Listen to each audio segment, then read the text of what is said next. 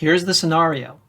You're coaching your client towards their objective, but you're just not getting there. You're running out of time. What do you do? We'll talk about it in this video.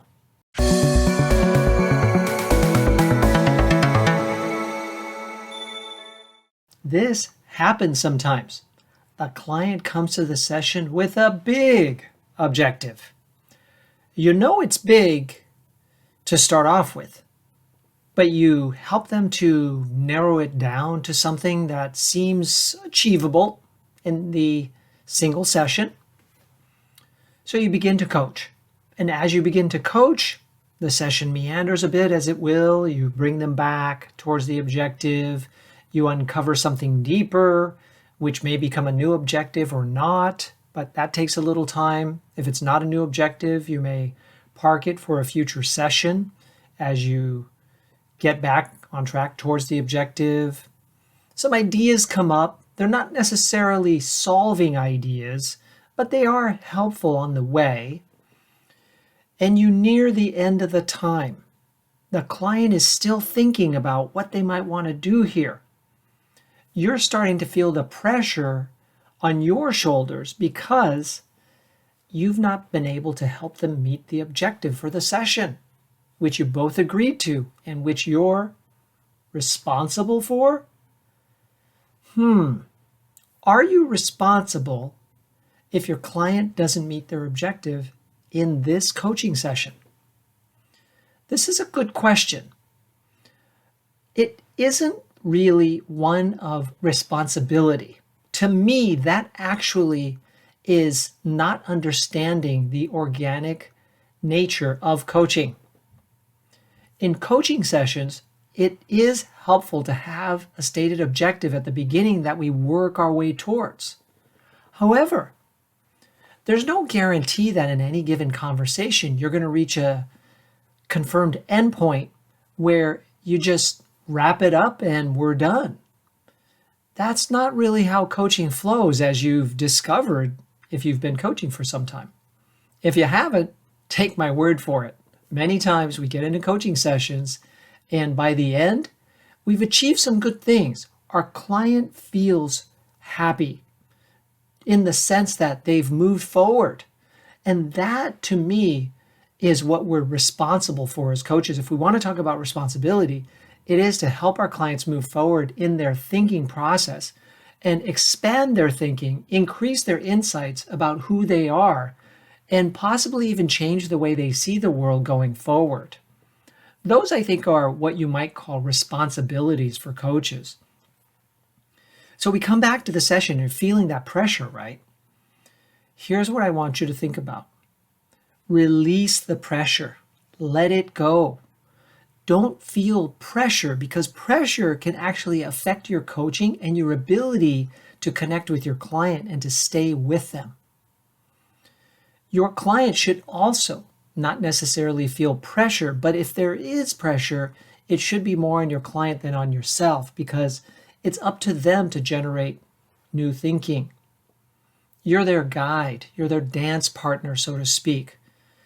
But they are coming up with the ideas and the solutions with your expert guidance. The pressure is something that helps form some good ideas, form some new solutions, form some new perspectives.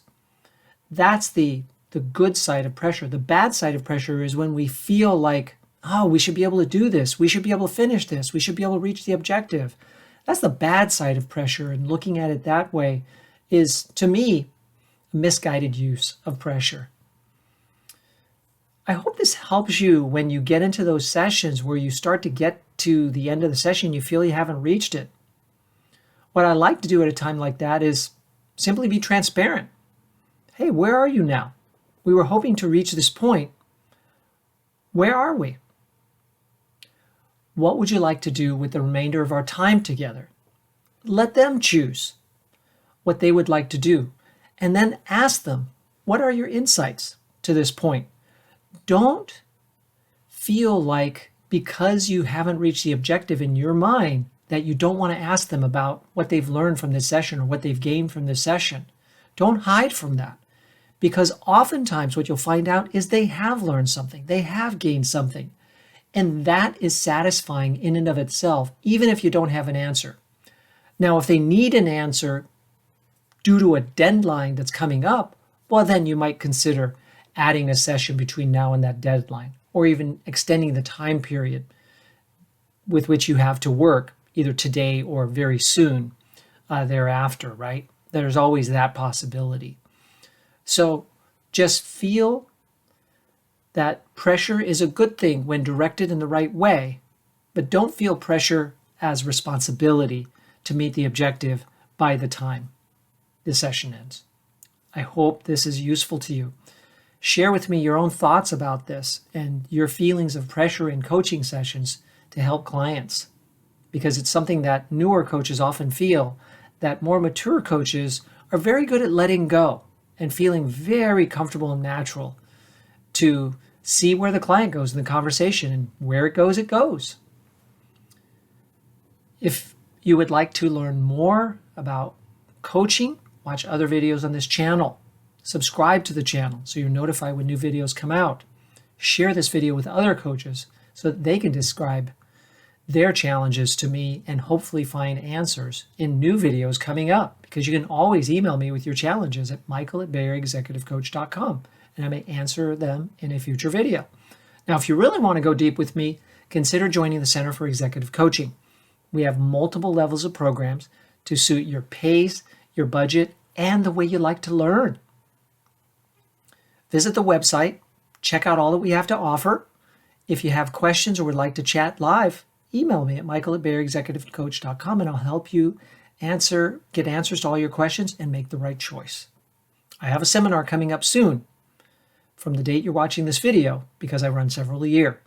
So there's an opportunity for you to get into a live program in person with me sometime this year. I hope to see you there. Thank you very much.